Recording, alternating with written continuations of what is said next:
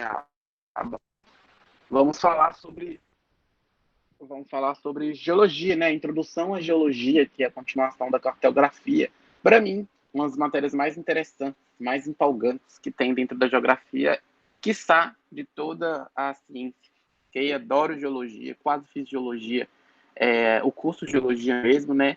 Acabei indo para outra área, mas ainda gosto bastante. Enfim, é, coloquei isso daqui nesse slide de problematização, para a gente discutir um pouco, né, para eu falar um pouco, na verdade, de como é que começou esses estudos, né, de qual intuito que começou esses estudos, e como diversas ciências, né, o homem viu a necessidade de começar a explicar certos fenômenos que acontecia, fenômenos naturais, além do dizer que eram deuses que estavam com certa ira, ou era porque Deus quis, ou porque deuses quiseram, ou alguma divindade, né? Eles sentiram uma necessidade maior de explicar isso de uma forma mais não é científica, né? Não era científico que eles usavam, não era o termo que eles utilizavam, mas de uma forma mais correta, por assim dizermos. Ok? Aí dá o exemplo de Pitágoras, que chegou à conclusão que a Terra não era plana, né? Simplesmente observando que os navios desapareciam, né? À medida que eles afastavam do litoral, né? Isso não é uma pequena evidência do porque a Terra é esférica, né? Tem um formato esférico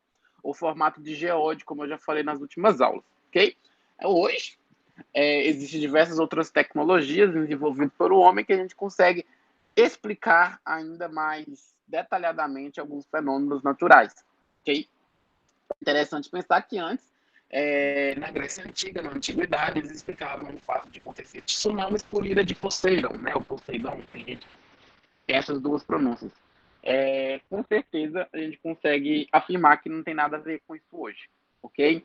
Então, mesmo a nossa ciência ainda, a nossa ciência já tem muita tecnologia, né? Nós estamos bem desenvolvidos, contudo, às vezes nossa ciência ainda não tem tecnologia suficiente para explicar certas coisas, ok? E não quer dizer que essas certas coisas que ainda faltam a ser explicadas pelas ciências são algo sobrenaturais ou são algo é, divino, né? Simplesmente assim, a ciência ainda não consegue explicar por motivo X ou Y, mas com o aumento ainda de desenvolvimento de certas tecnologias, um dia ela pode explicar, né? Então, a ciência é um negócio bastante interessante de se conversar, né? Quando a gente está falando de geografia, quando a gente está falando de biologia, de ciências como geral, dá um debate bem bacana, né?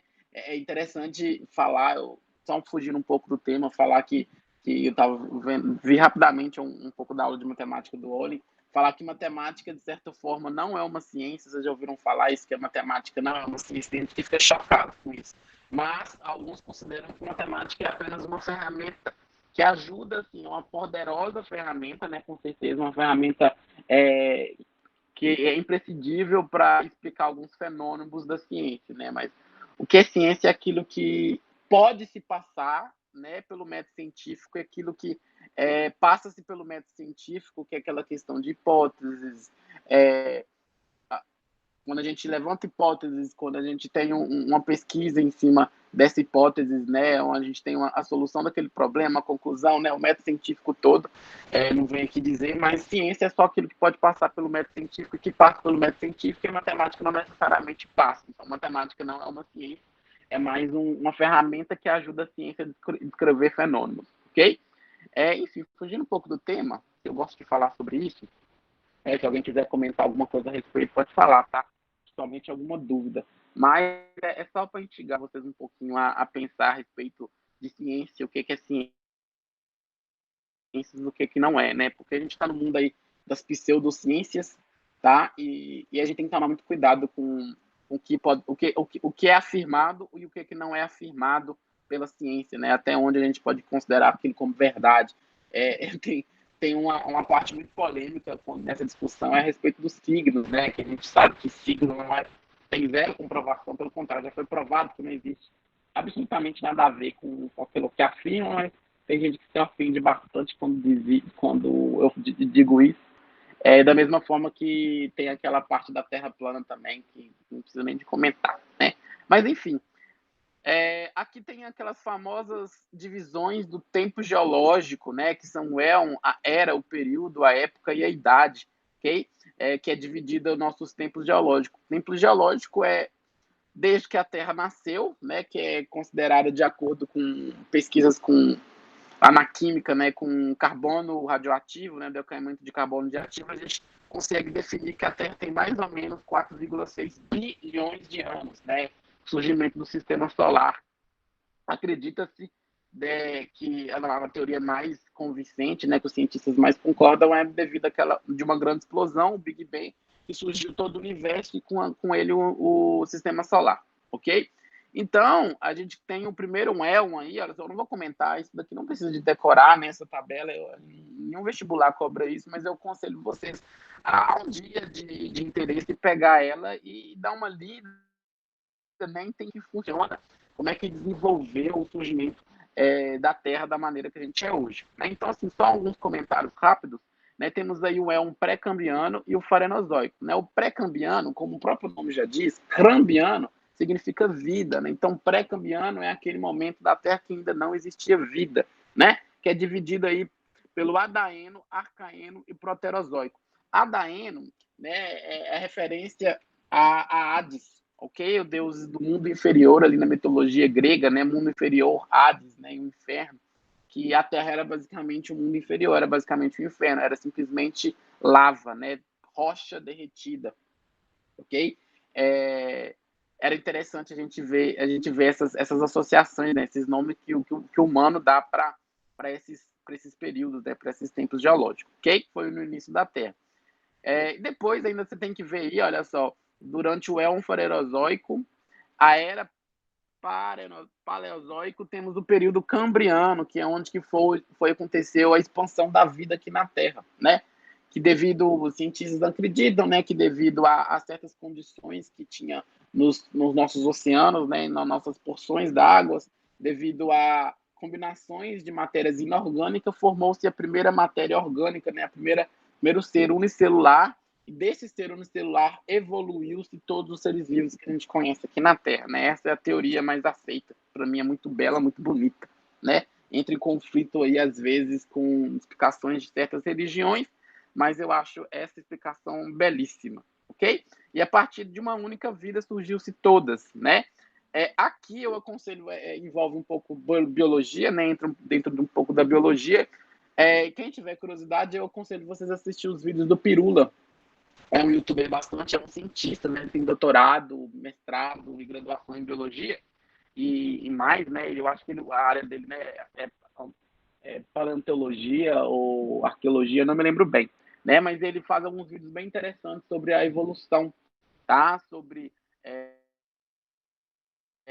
algumas dúvidas, né? Tem uma série dele no YouTube que são principais confusões que as pessoas fazem dentro da evolução, né? O Pirula, né? Procuram lá no YouTube que vocês vão ver os vídeos dele, que é bem interessante, muito, muito legal. E ele explica com bastante didática a respeito dessas dúvidas de evolução, né? Que entra um pouco da biologia, então não é muito minha área, né? Não é muito meu foco aqui.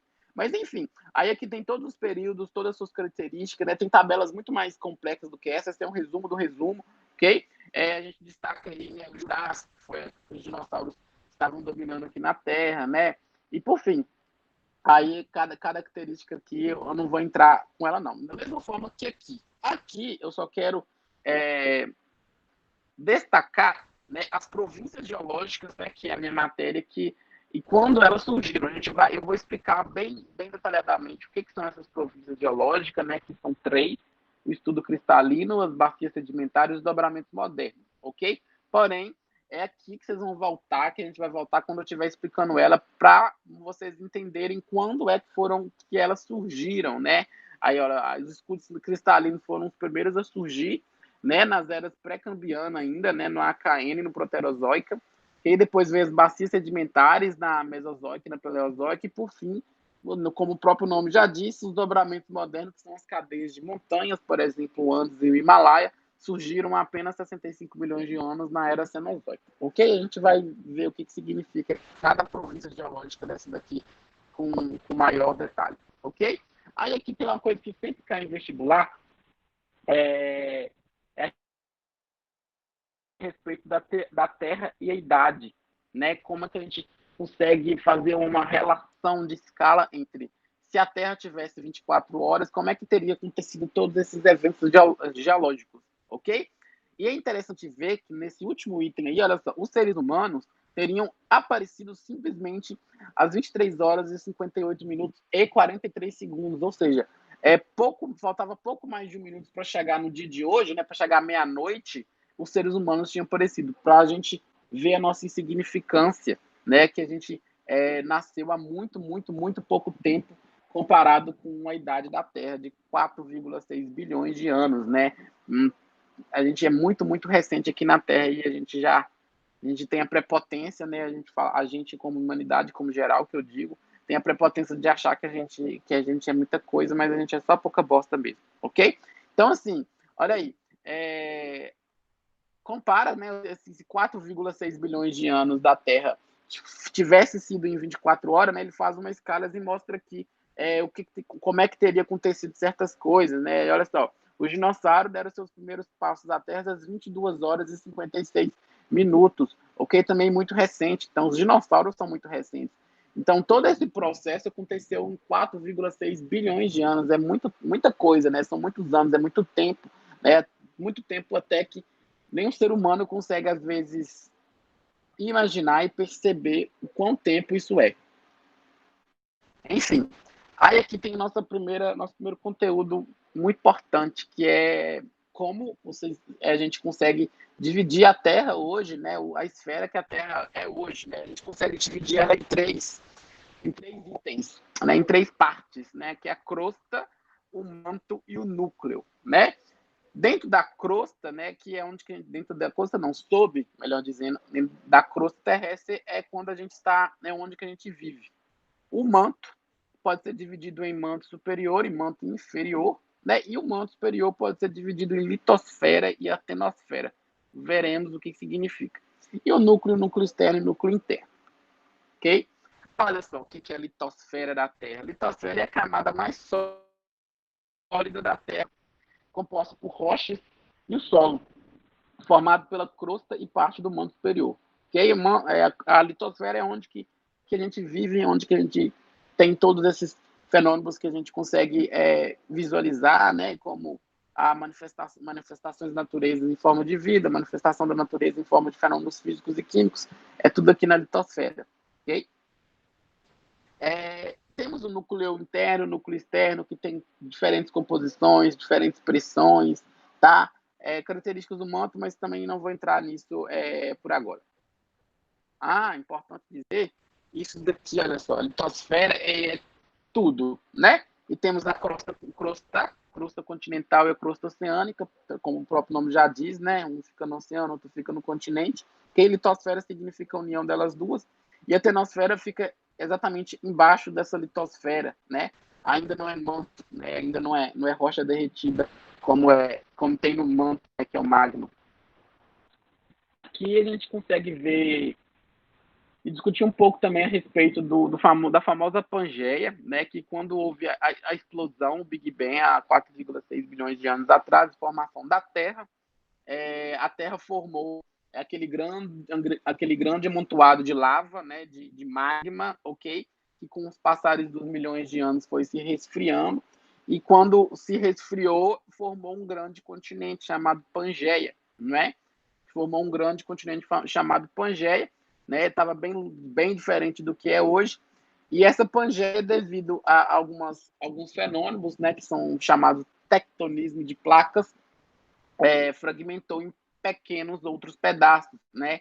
E com os milhões de anos formou da maneira que a gente é hoje, né? Então, olha só, no período Jurássico, por exemplo, há 150 milhões de anos, né, a Terra estava bem longe ainda de ser como é hoje, né? Mas já tinha os indícios da formação de como é hoje, né? Já estava dividindo da maneira que é hoje, né? Além disso, antes do Jurássico, né, o Triássico, né, há 200 milhões de anos atrás, tinha outra divisão também, que é importante citar, que é a Laurásia, que é a união da Ásia mais Europa, mais América do Norte, e a Gondwana, que é África, América do Sul, Oceania e Antártida. Que ainda um pouco pequena, a Índia também faz parte da Gondwana, né, que a Índia entrou na Ásia depois de alguns milhões de anos, ok? Então, O dia presente de hoje, né, uma característica que a gente consegue, uma evidência que a gente consegue perceber hoje, né, que é a mais conhecida, que evidencia isso, que demonstra que isso aconteceu, é que a nossa América do Sul encaixa-se perfeitamente com a África, ok? É uma das evidências, né?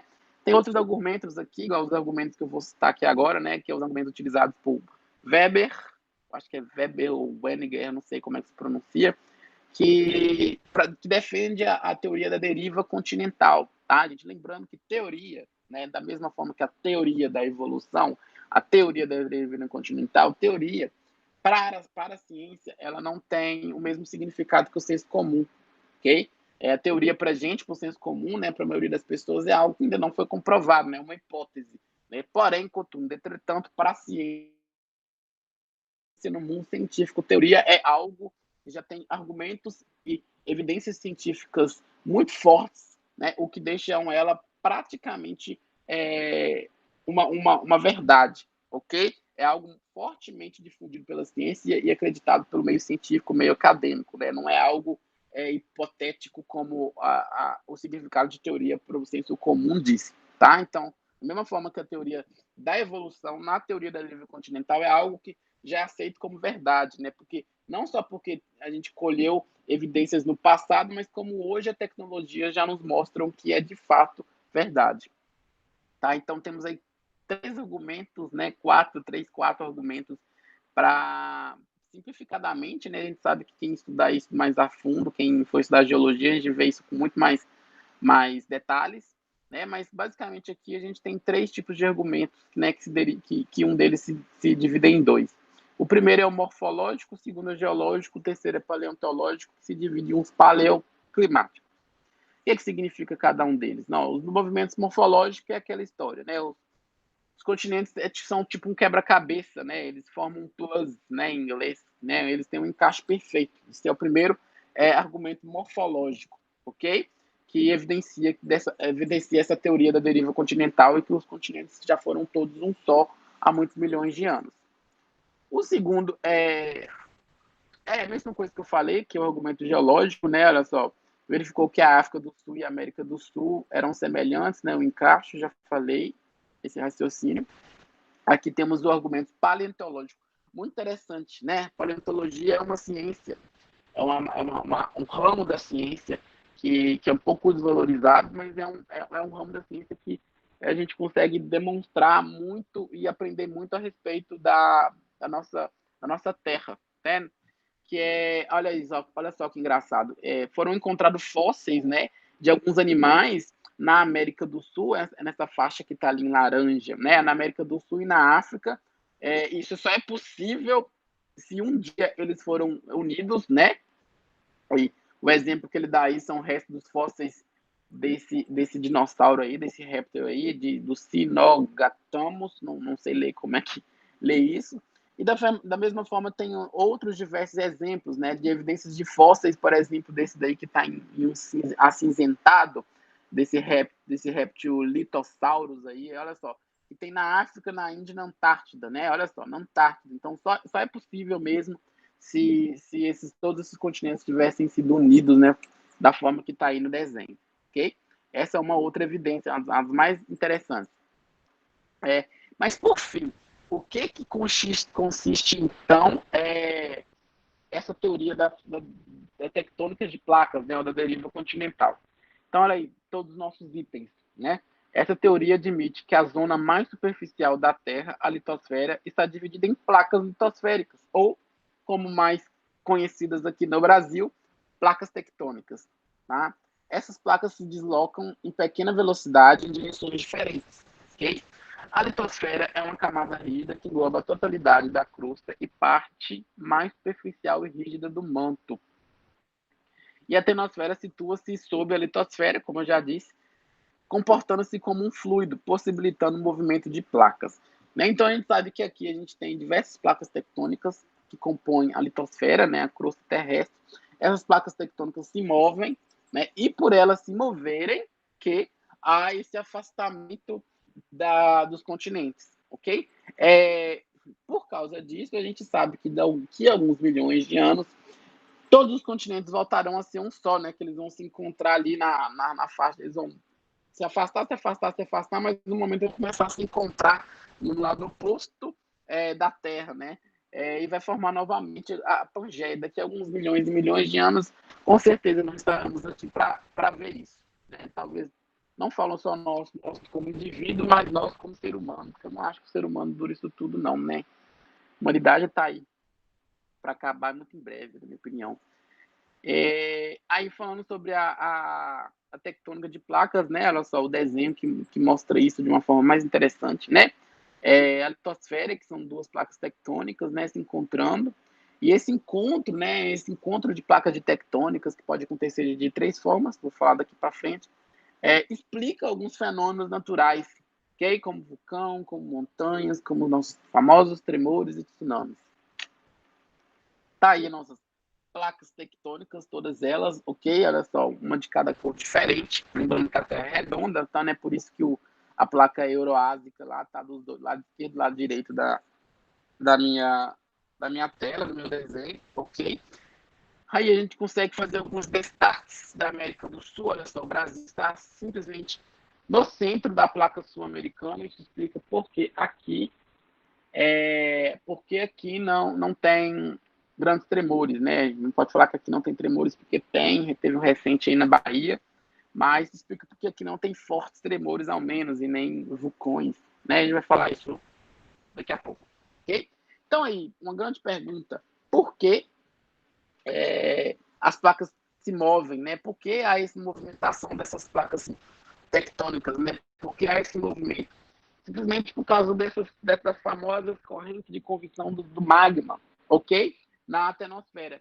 Se você pegar uma panela com água e esquentar ela, você vai ver que vai acontecer isso aqui, se chama-se convecção, né? Movimento de convecção. Isso aí até estudado na química, tá? A gente estuda isso um pouco na química, ok? Por quê? Olha esse desenho dessa panela aí, da maneira que eu citei. A parte mais quente vai ser esquentada de baixo, né, no fundo da minha panela, ok? A água vai esquentar. Quando a água se esquenta, né, devido ao fenômeno físico de dilatação, ela fica menos densa, né? A água fica menos densa, né? Ela dilata, então vai ocupar um volume maior, uma mesma quantidade de massa. Isso faz ela ficar menos densa, né? Fenômeno físico aqui, né? É estudado na física e na química, ok? Por ele ficar menos denso, ele tem a tendência a subir, né? As coisas menos densas sobem e aquela parte que está em cima, né, em contato com a crosta, que está mais fria, ela é mais densa e ela afunda, né? Então esse processo vai acontecendo, né? Sobe, desce, né? E aí forma as correntes, né, de convecções. Essas correntes de convecções que são responsáveis, tá, pelo movimento das placas tectônicas, ok? Né? Esse ascensão e afundamento do magma, essa corrente, né, é um ciclo mesmo, que são chamadas células de convecções, que fazem com que as placas tectônicas e a crosta terrestre se movimentem. Okay?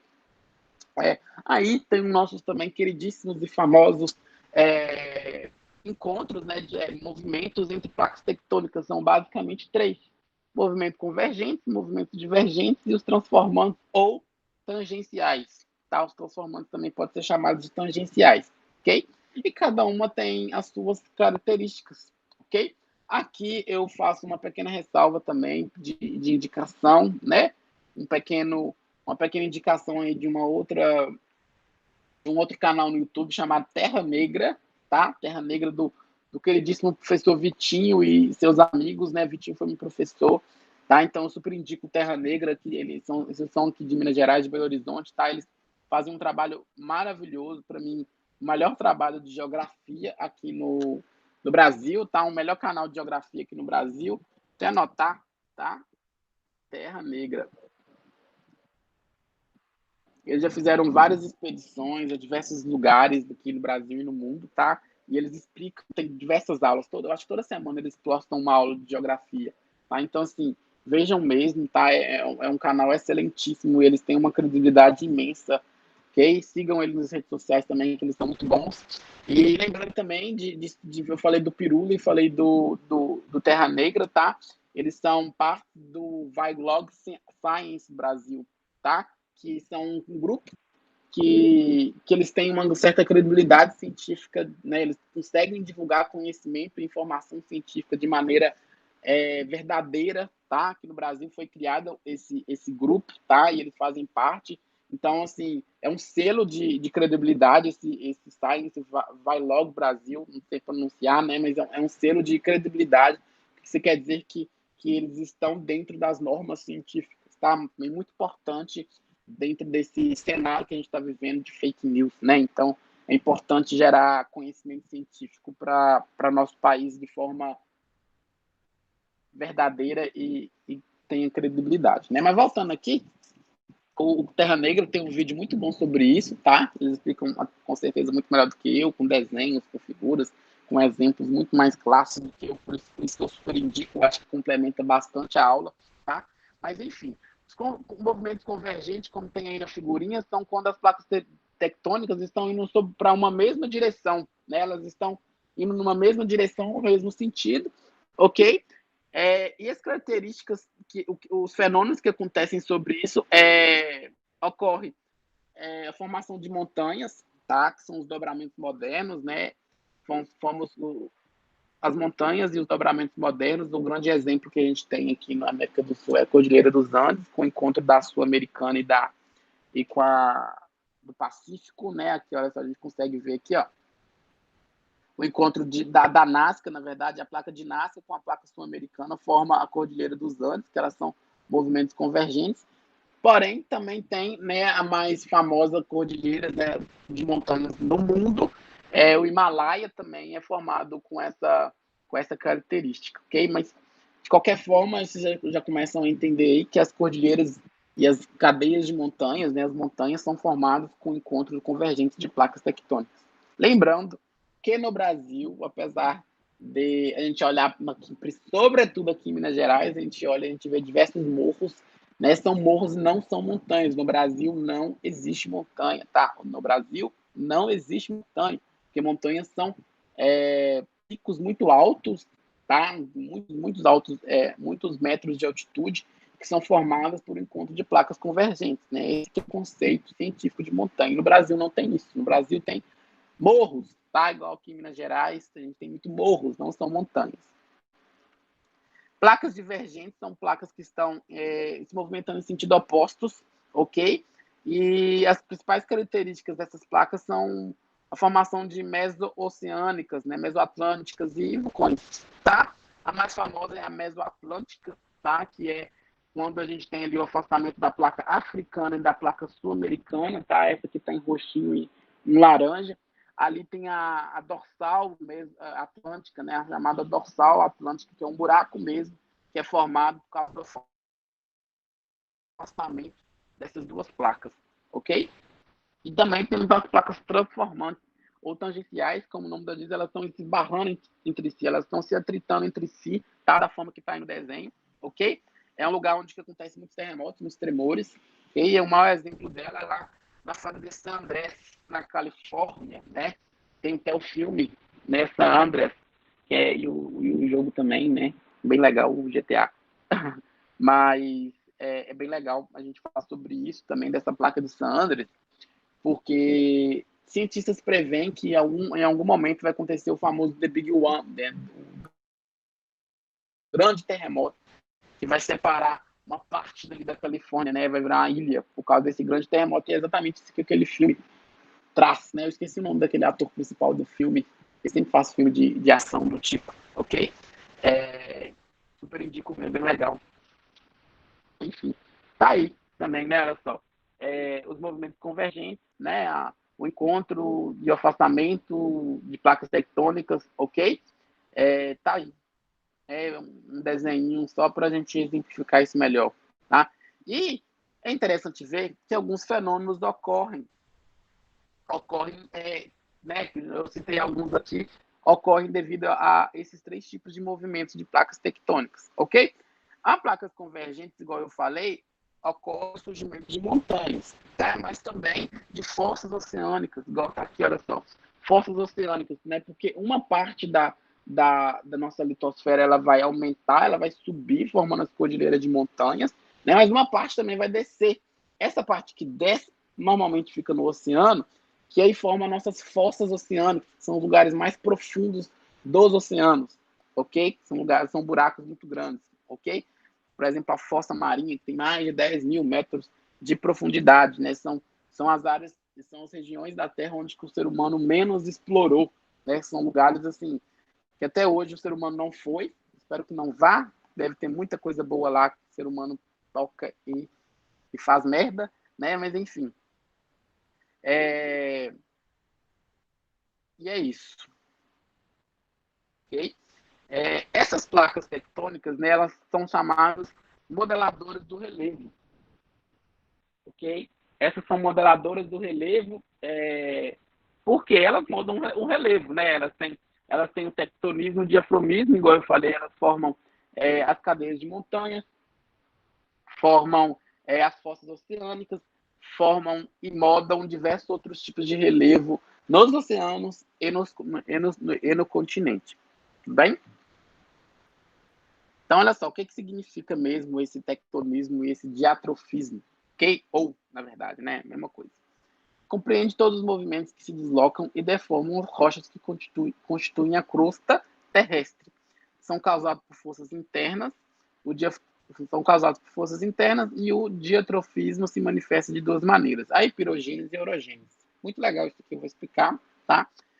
Mas só relembrando, só recapitulando, a Terra, né, a crosta terrestre, tanto na parte oceânica, tanto na parte continental, é formado por rocha e não pedra, tá? O termo correto é rocha e não pedra. Essas rochas que a gente vai explicar o ciclo delas, próxima aula vai ser sobre isso. A gente vai explicar o que significa mesmo, qual é a composição de rochas, né? Não, é uma rocha, não uma pedra. E essas rochas, elas conseguem ser moldadas, né, devido a esse tectonismo e diatrofismo, né? E esse moldeamento dessas rochas no oceano e no continente, principalmente no continente, né, que molda o relevo, né, os diversos tipos de manifestação de relevo que a gente tem, ok? E acontece de duas maneiras, né, de pirogênese e de orogênese. O que significa cada uma delas? Olha aí. Estou falando muito rápido, né? Minha boca está seca, deixa eu beber uma água. Um minuto.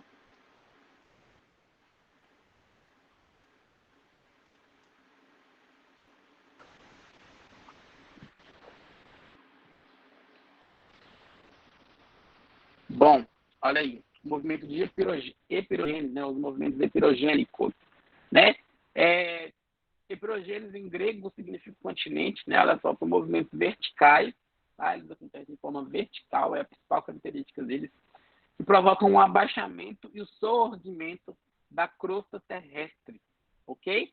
Igual está aí no desenho, ó, uma parte sobe, outra parte desce, devido, né, a consequências isostásias, ok? Devido ao movimento de placas tectônicas, né? Em algum momento vai acontecer isso, que aí formam nossos chamados hosts em Graben, né? O Graben é a parte que desceu, né, que caiu, e o host são as partes que subiu. Bem, tá aí.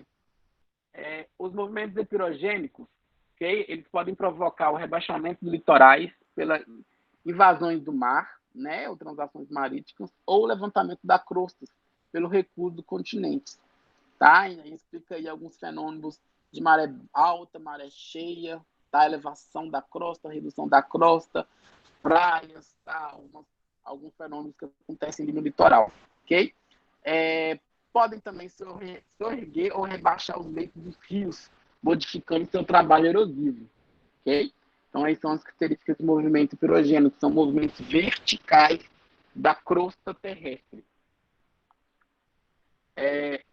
Já os movimentos orogênicos, ao contrário dos movimentos epirogênicos, eles não são verticais, eles são horizontais, ok? Eles são movimentos horizontais e verticais também, tá? Eles têm um pouco dos dois, mas a característica principal deles é que eles são movimentos horizontais, diferentemente dos epirogênicos, ok? E as principais características deles são as formações de montanhas, ok? Nos nossos chamados dobramentos modernos. Também formam as nossas falhas e fraturas da Terra, tá? Falhas e fraturas da Terra São pequenas falhas, né, que acontecem na crosta terrestre. No Brasil tem bastante, e é por isso que justifica alguns pequenos tremores aqui, como aconteceu lá na Bahia, alguns meses, ou um mês atrás, ali no Recôncavo Baiano, aconteceu um tremor ali de, se eu não me engano, 6 ponto alguma coisa graus na escala Richter, ok? E é devido aos movimentos orogênicos aqui na Terra, ok? As chamadas dobras, né? O que significam as dobras, ok? Ocorrem se as rochas não oferecem grandes resistências às forças internas, ok? As dobras ocorreram em diferentes eras geológicas, até pré-cambrianas e as cenozoicas. Vou destacar esse primeiro item, porque existem diversos tipos de rochas. Nós vamos estudar ainda, né? As rochas sedimentares, as rochas magmáticas e as rochas metamórficas, ok? Cada uma tem uma característica diferente. Quando esses movimentos de orogênios acontecem em rochas que não apresentam grandes resistências, vocês vão ver que essas que não apresentam grandes resistências são as sedimentares, principalmente, acontecem essas dobras, ok? Essas dobras na crosta terrestre que formam essas diferentes manifestações, né, que a gente consegue visualizar, ok? Os morros e as montanhas, ok? Tem aí características dessas dobras, né, essas subdivisões da dobras, que é a zona da dobra, o flanco, mas isso daí não cai muito no vestibular, é algo muito específico, tá? Tá aí só no desenho para vocês verem, mas não precisa de preocupar tanto com isso, não. Aí as falhas ou fraturas ocorrem em áreas onde as rochas são muito rígidas, tá? Diferentemente das,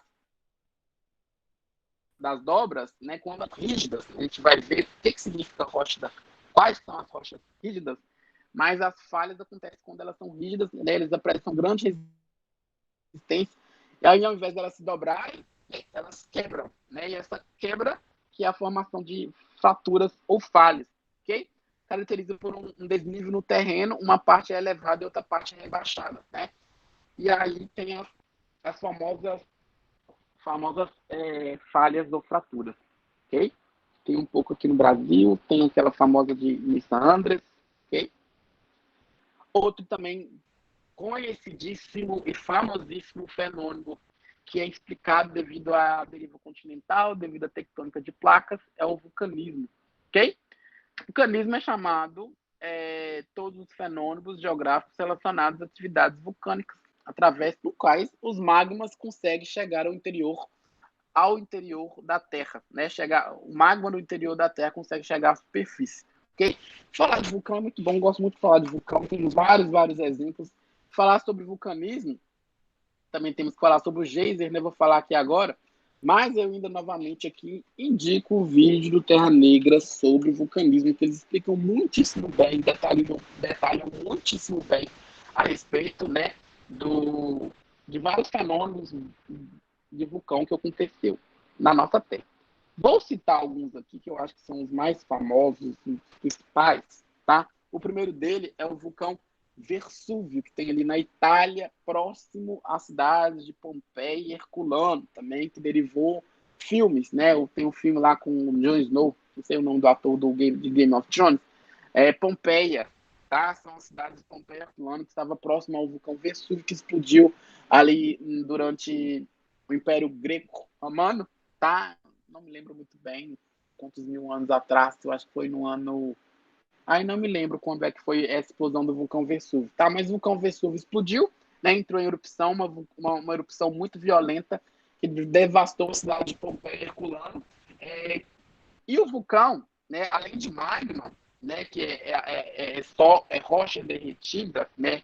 Ou seja, rocha derretida que estão em altas temperaturas, eles também soltam a famosa nuvem piroclástica, tá? Que é uma nuvem, aquela nuvem negra de poeira e de elementos químicos e de vários gases extremamente tóxicos e também que estão em uma temperatura altíssima, chega a 800 graus Celsius, ok? E essa nuvem piroclástica, ela tem alta velocidade, então é a que mais mata quando há uma erupção vulcânica. Nem é o magma em si, mas sim a nuvem piroclástica, porque quando ela atinge a vida, ela simplesmente mata tudo que está ao seu redor. Primeiro, por causa da sua alta temperatura, segundo,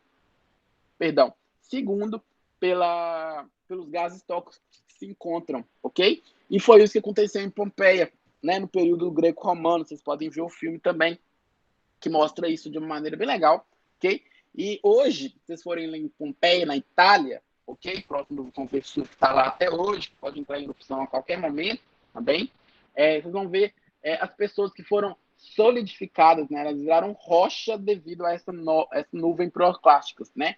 Vocês verem figuras, né? Pesquisa aí. Às vezes tem gente que não gosta, por isso que eu não coloco nos slides, tá? Vocês podem procurar aí Pompeia no Google, vocês vão ver pessoas que foram solidificadas, viraram rocha em questão de segundos devido a essa nuvem piroclástica, né? Porque por ela ter uma composição muito grande de gases tóxicos, né? Antes de ter contato com o ser humano, com a vida, eles simplesmente solidificaram as pessoas automaticamente. É bem legal pensar isso, né? É tenebroso pensar que aconteceu isso com vidas, né? Com seres humanos. Mas hoje, que a gente está de longe, principalmente, é bem interessante a gente pensar que as pessoas viraram rocha por causa disso. Assim, fantástico e para a gente entender como é que é a força da natureza quando ela quer acabar com tudo que está por dentro, por perto, aliás, ela acaba mesmo, ok? Falando de alguns outros vulcões, tá? No Brasil não existe vulcão, mas existem vulcões em diversas partes do mundo, principalmente no Círculo Fogo do Pacífico, né? Nas bordas do Pacífico existe muito tectonismo, então existe muito vulcões, tá? Existe aquele vulcão famoso que entrou em erupção umas 2 ou 3 vezes nos últimos 3 anos, que foi o vulcão de Krakatoa, né? Tem um vídeo muito bom do Pirula a respeito do vulcão Krakatoa e do Terra Negra também, tem um falando sobre o vulcão Krakatoa, que eles explicam muito ali na Indonésia, tá? Ali próxima à Oceania, na Oceania ali, tá? A próxima Austrália, que é o vulcão Krakatoa, na Indonésia, que ele explodiu 2 ou 3 vezes e nos últimos anos foi explosões violentas, não explosões que acabam com a vida na ilha, né? Nas ilhas que se encontram ali próximo, né? Ao vulcão, ok? E uma coisa interessante também de citar quando a gente tem vulcões muito fortes, vulcões muito ativos, é que essa nuvem piroclástica, né, é liberado tanta matéria para fora da Terra que forma uma nuvem, né? Uma nuvem que pode durar, né? Uma nuvem, essa nuvem piroclástica, uma nuvem que pode durar muito tempo, tá? Pode durar anos, 2, 3 anos. E essa nuvem, ela impede nessa essa fumaça, digamos assim, não é fumaça, né? É uma nuvem piroclástica, mesmo o nome correto. Essa nuvem impede que o Sol chegue na superfície da Terra. Esse impedimento do Sol, né, das luzes do Sol, que é tão denso essa nuvem, né, que o Sol não consegue penetrar, forma-se chamado inverno vulcânico, ok? O inverno vulcânico, ele muda o clima da região onde que está acontecendo ali, tá? Muda o clima porque abaixa a temperatura, né? Abaixa consideravelmente a temperatura e pode fazer com que haja diferentes tipos de clima naquela região que há aquela nuvem, né? Que tampa aquela nuvem que pode mudar todo o clima na Terra, ok?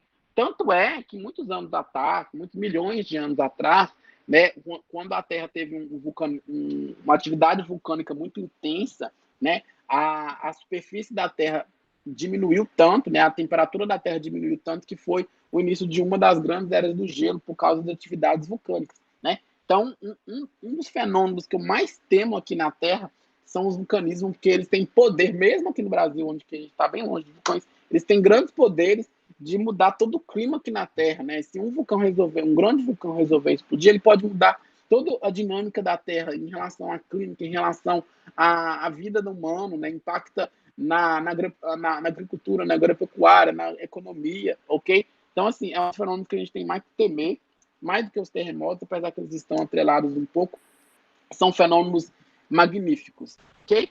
O maior vulcão do mundo, alguém sabe, não sei se a gente sabe, tem muita gente na sala, mas o maior vulcão do mundo se encontra nos Estados Unidos. É um vulcão um pouco diferente, porque ele não tem o cume, né, o cone, igual tem aí na foto, né, do vulcão clássico, tá? Mas é o vulcão de Yellowstone, tá? É o vulcão de Yellowstone, ele é o maior vulcão do mundo, ele tem uma cratera de mais de 1.000 quilômetros de diâmetro, ok? E ele também, quando resolver explodir, ele é retratado no filme 2012, aquele filme de 2012 que falava que o mundo ia acabar em 2012. Então, ele é retratado no filme 2012, tá? Então, o Parque de Yellowstone lá, um parque meu sonho conhecer, que tem os famosos geysers, tá? Aqui, ó, o geyser do Pica-Pau, que é o geyser do Pica-Pau, eles se encontravam no o desenho, se passava alguns episódios, se passavam no Parque de Yellowstone, ok? E Yellowstone é o maior vulcão do mundo. Quando resolver explodir, nós estamos muito ferrados, principalmente nos Estados Unidos, está muito ferrado, porque ele é o maior vulcão do mundo, ele vai expelir muita lava, ele vai expelir muita fumaça, essa fumaça vai tampar os Estados Unidos praticamente todo, vai fazer com que a economia dos Estados Unidos mude totalmente, ok? Com certeza eles têm uma tecnologia fantástica que monitora esse vulcão, mas é impossível impedir uma coisa dessa explodir. Quando ele resolver explodir, que dizem que já está na época dele explodir, né? Porque vulcões são cíclicos, tá?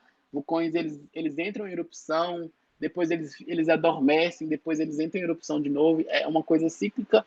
Cientistas já dizem que ele já está na época de explodir, que ele vai explodir por agora em até 1000 anos. Tá? Então, assim, 1000 anos é pouca coisa, né? Para um fenômeno desse ocorrer. Então, quando ocorrer, se vocês escutarem que ocorreu a explosão de Yellowstone, vocês podem saber que a vida na Terra vai mudar muito, tá? A vida dos seres humanos também, principalmente porque esse fenômeno, esse vulcão se encontra na maior potência mundial, né? Então, se a maior potência mundial está em crise, e com certeza vai entrar se esse vulcão entrar em erupção, porque vai ser muitas vidas perdidas, vai ser uma mudança climática gigante que vai impactar na economia, né? Na agricultura, na pecuária, né? Vai mudar, então com certeza toda a vida da Terra dos seres humanos também vai mudar, né? Mas não vai ser uma coisa agradável de se ver. Essa fumaça do vulcão Yellowstone, que está ali na faixa oeste dos Estados Unidos, próximo à Califórnia, eu acho que é no estado de Nebraska, não tenho muita certeza, tá? Mas é na faixa oeste dos Estados Unidos, ali lá da Califórnia. Essa fumaça ela tem capacidade de chegar na faixa leste, né? De chegar a Nova York, porque você vê a grande energia, a grande potência que esse vulcão Yellowstone tem, ok? Também aconselho vocês verem alguns vídeos do Terra Negra e do Pirula a respeito disso, tá? Se vocês procurar lá no YouTube, vocês vão ver a respeito.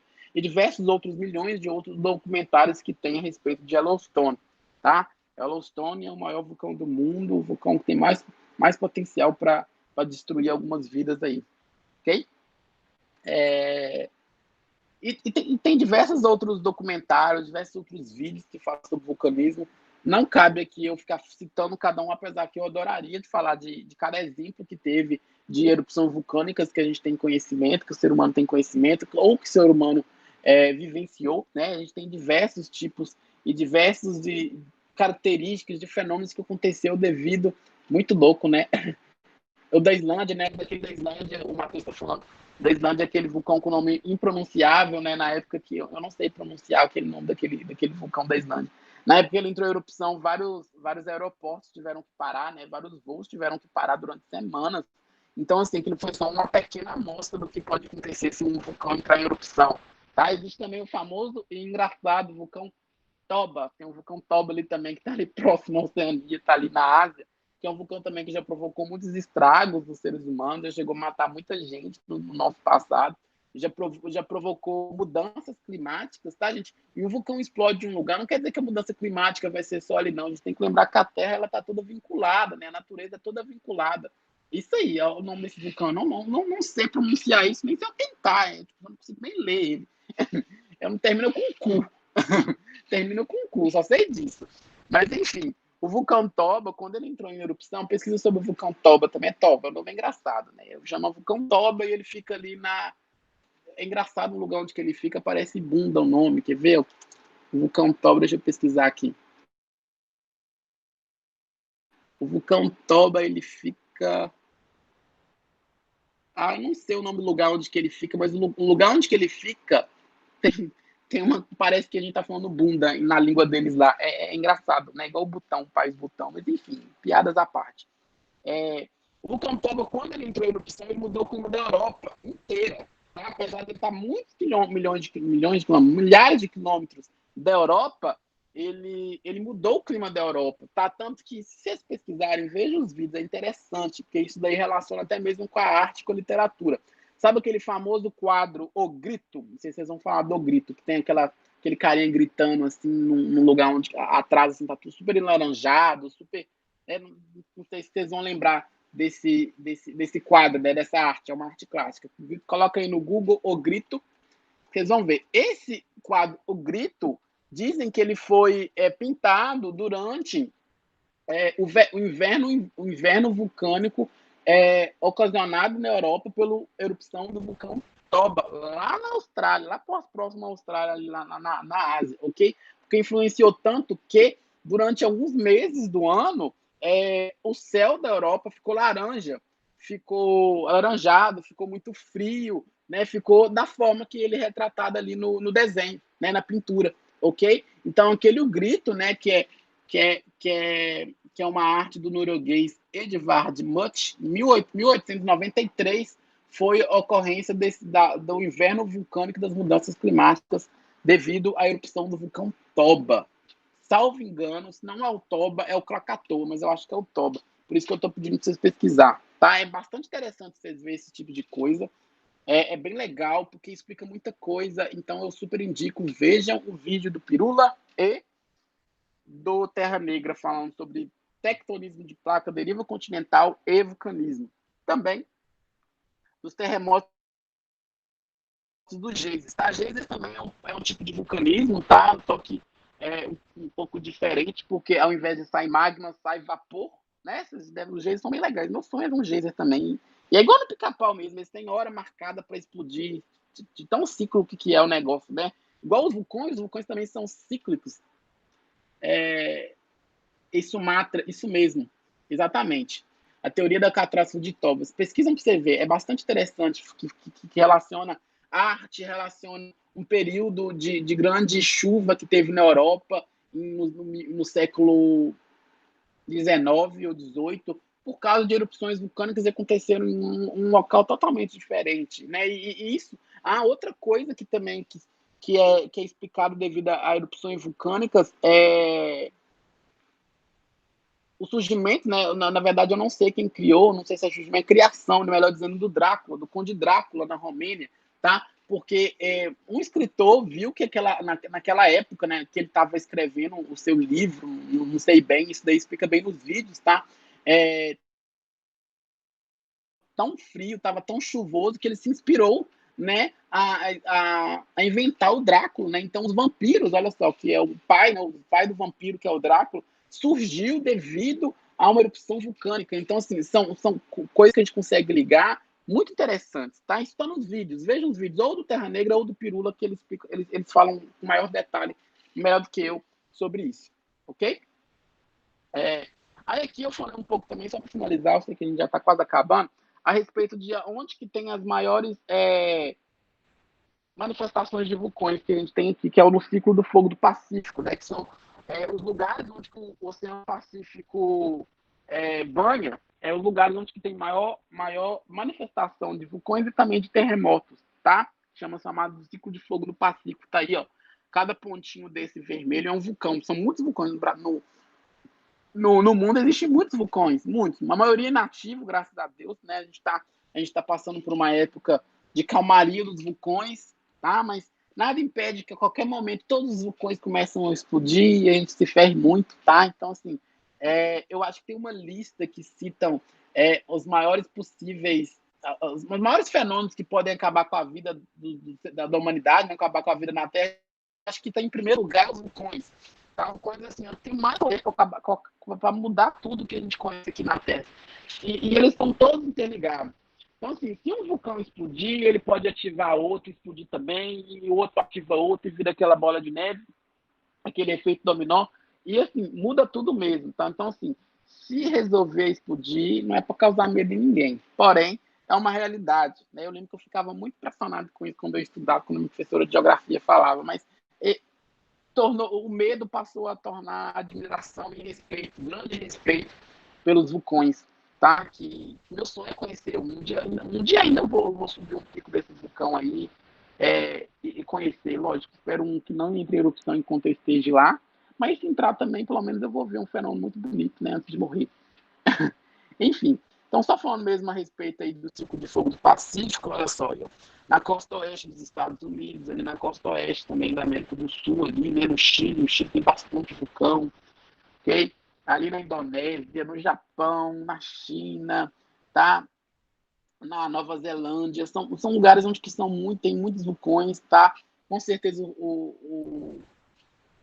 os cientistas, né, o sistema geológico desses países, eles conseguem monitorar muito bem esses vulcões, né? Tem diversas tecnologias que conseguem monitorar esses vulcões.